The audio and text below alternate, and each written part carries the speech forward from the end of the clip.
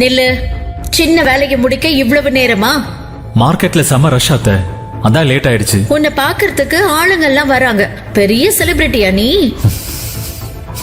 உனக்கு கீரை கட்டு கூட வாங்க தெரியாதா?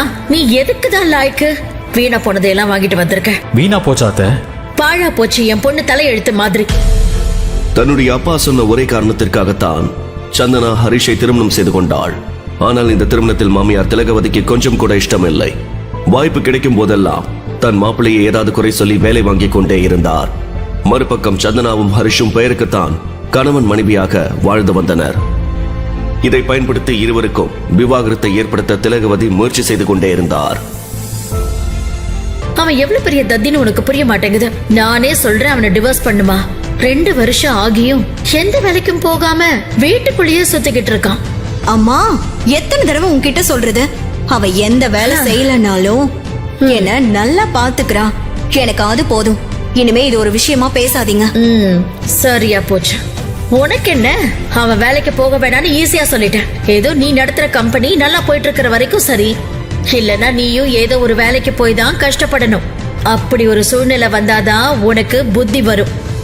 அம்மா, இப்படி காலையிலேயே எதையாவது பேசிட்டு இருக்காதம்மா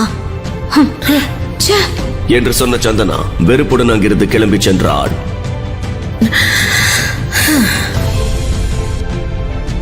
இதை முடிச்சிட்டு காஃபி போட்டுடு. சரி என்று தலையாட்டினான் ஹரிஷ். ஹரிஷுக்கு வேலை இல்லாததால் அவனுக்கு ஆதரவாக பேச முடியாமல் சந்தனா கூட அமைதியாகி போனாள். ஹரிஷ், அம்மாக்கு காஃபி கொடுத்துட்டு எங்க ஒரு நிமிஷம் வா. சந்தனா கூப்பிட்ட சந்தோஷத்தில் அவசரமாக காஃபி போட்டு கொண்டு வந்தான். அத்தை, காஃபி. என்ன அவசரம்? காஃபியை மேல ஊத்த போறியா? சந்தனா கூப்பிட்டா. காஃபி போடுறப்பவே இவ்வளவு திமிரா உனக்கு? நீ எல்லாம் ஜாபுக்கு போயிட்டா வெளியில இருந்து கல்லு தூக்கிட்டு வந்து என் தலையில போட்டுடுவேன். ஹரிஷ், வரியா இல்லையா? என்ன பாக்குற? கூப்பிடுறால? ஓ, டோரை க்ளோஸ் பண்ணு. அத கூட சொல்லணுமா? ஓ, என்ன வீட்டு வேலையை பார்த்துட்டு அம்மாக்கு காஃபி போட்டு கொடுத்துக்கிட்டே இருந்துடலான்னு நினைக்கிறியா? இல்ல, ட்ரை பண்ணிட்டு தான் இருக்கேன். நீ என்ன பண்ணுவியோ எனக்கு தெரியாது. இந்த மாசம் நீ வேலைக்கு போகலன்னா என் முகத்திலேயே முழிக்காத. உனக்கு என் கம்பெனிலேயே வேலை வாங்கி தர முடியும். ஆனா அது ஆப்ளிகேஷன் மாதிரி இருக்கும். எனக்கு அதுல இஷ்டம் இல்ல. ஓ திறமைக்கு ஏத்த வேலை தேடு. அப்பதான் நான் ஹாப்பியா இருப்பேன். புரிஞ்சுதா உனக்கு? புரிஞ்சுதா? புரிஞ்சது சந்தனா. சரி, இப்ப என் கூட வா.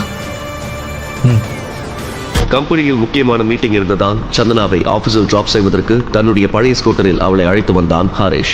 அதை பார்த்த பிரதீப், ஹலோ சந்தனா, ஏன் இவ்வளோ லேட்டு? கம்பெனி நஷ்டத்தில் இயங்கிக் கொண்டிருக்கும் பொழுது ஃபண்டிங் பார்ட்னரை தேடிக்கொண்டிருந்தாள் சந்தனா. அதே நேரத்தில் சந்தனாவிற்கு அறிமுகமான பிரதீப் கெட்ட எண்ணத்தோடு உதவி செய்வதற்கு முன் வந்தான். So sorry Pradeep, it's my bad. அவளுக்கு பின்னே நின்று கொண்டிருந்த ஹரிஷை பார்த்த பிரதீப், இது யாரு? உன்னோட டிரைவரா? இல்ல, he is my husband, Harish. Harish தோற்றத்தை பார்த்து கேவலமாக எண்ணிய பிரதீப் கை கொடுப்பது போல நடித்தான். ஹலோ. ஓ சாரி ஹரிஷ். நீங்க என்ன செய்றீங்க? உங்க பிசினஸ் என்ன? இல்லங்க, அவருக்கு வேலை இல்ல, ட்ரை பண்ணிட்டு இருக்காரு. அதை கேட்டு அதிர்ச்சியானான் பிரதீப். ஹரிஷுக்கும் கூட என்ன சொல்வதென்றே தெரியவில்லை.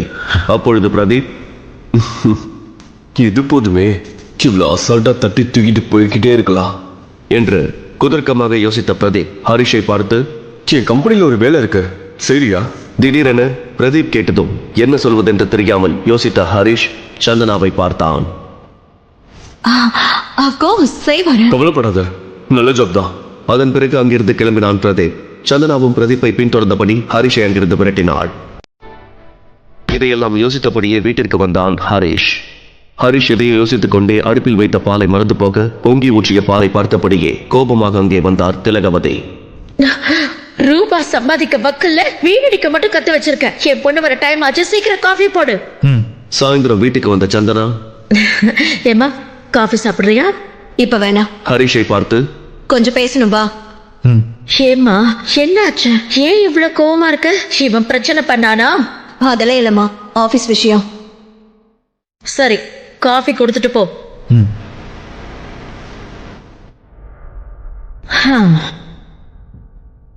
தன்னுடைய அறையில் கோபமாக நின்று கொண்டிருந்த சந்தனாவை பார்த்த ஹரிஷ் கதவை மூடிவிட்டு அமைதி காத்தான்.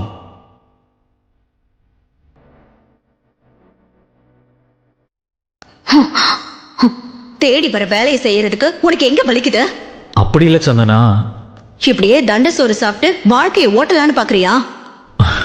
ஐயோ, அவன் உன் கம்பெனியில் இன்வெஸ்ட் பண்றதே எனக்கு பிடிக்கல. அவன்கிட்ட நான் வேலை செய்யணுமா? அவன் எவ்வளவு கெட்டவன்னு உனக்கு தெரியல. உருப்படாதவங்க பேசுற பேச்சு இதெல்லாம்.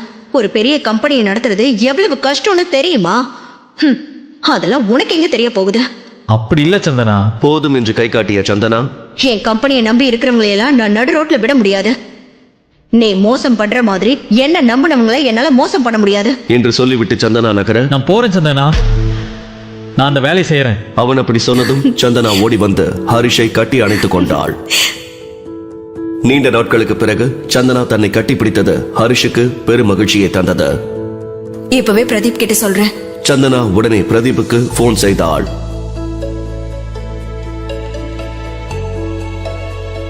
Hi. Hello Pradeep, sorry to trouble you. என் ஹஸ்பண்ட் ஹரிஷோட வேலை விஷயமா கால் பண்ணேன். சரி, நாளைக்கு ஆபீஸ் வர சொல்லுங்க. Thank you so much. Harish, Pradeep உனக்கு ஜாப் ரெடி பண்ணி வச்சிருக்காரு. I am so happy for you. அதை சொல்லிவிட்டு சந்தனா சந்தோஷத்தின் உச்சியில் இருந்தாள். பிரதீப் மீது அவளுக்கு மரியாதை கூடி போனது. போனை கட் செய்த பிரதீப்பை பார்த்து மேனேஜர் கேள்வி கேட்டார். எங்க அவனுக்கு இங்க வேலை கொடுக்க போறீங்களா? எனக்கு என்ன பைத்தியமா புடிச்சிருக்கு? கண்டவனை கூப்பிட்டு வேலை கொடுக்கறதுக்கு இது என்ன சத்திரமா? அதை கேட்ட மேனேஜருக்கு எதுவுமே புரியவில்லை. அமைதியாக பார்த்து கொண்டிருந்தார். ஆளு பாக்குறதுக்கு நம்பிக்கையானவனா இருந்தான், அதான் கூப்பிட்டேன். நமக்கும் செக்யூரிட்டி தேவைப்படுது இல்ல, அதான் என்று சொன்னான் பிரதீப். அதை கேட்டு மேனேஜர் சிரித்தார். அடுத்த நாள் ஹரிஷை அழைத்துக் கொண்டு பிரதீப் ஆபீஸுக்கு வந்தாள் சந்தனா. இன்டர்வியூக்காக ஹரிஷுக்கு தைரியம் சொல்லிக் கொண்டிருந்தாள். All the best. நான் பிரதீப்பை பார்த்துட்டு வந்துடுறேன். எதனால நம்ம கம்பெனி ஷேர்ஸ் அடி வாங்கிட்டு இருக்கு? எனக்கும் அதுதான் ஏனோ புரியல. நம்ம மார்க்கெட்டிங் ஸ்ட்ராட்டஜி எங்க சொதப்புதுன்னு கண்டுபிடிக்க முடியல. Do something. இப்படியே போச்சுன்னா இன்வெஸ்டர்ஸ்க்கு பதில் சொல்ல முடியாது. இந்த ஷேர்ஸ் பத்தி அனலைஸ் பண்றதுக்கு எனக்கு ஒரு பெரிய பிசினஸ் மேன் தெரியும். அவர்கிட்ட பேசி பார்க்கலாம். I think he can help us. Then do it now. Okay. CEO அங்கிருந்து வெளியேற அப்பொழுது சந்தனா நிற்பதை பார்த்த பிரதீப் கவனித்தான். ஹாய். என்ன சந்தனா, ஒரே டென்ஷனா இருக்கீங்க? டென்ஷன் தான். என் ஹஸ்பண்டுக்கு உங்க கம்பெனில ஜாப் இருக்கா இல்லையான்னு தெரியாத டென்ஷன். ஓ, அவருக்கு இன்ட்ரெஸ்ட் இருக்கா? இதுல ஆப்ஷன் வேறயா? சோ உன் ஹஸ்பண்டுக்கு இந்த கம்பெனில வேலை கொடுத்தா நீ ஹாப்பி தானே? Yeah, happy. Then consider it as done. என் ஹஸ்பண்ட் வெளியில வெயிட் பண்ணிட்டு இருக்காரு. Sure, let's go.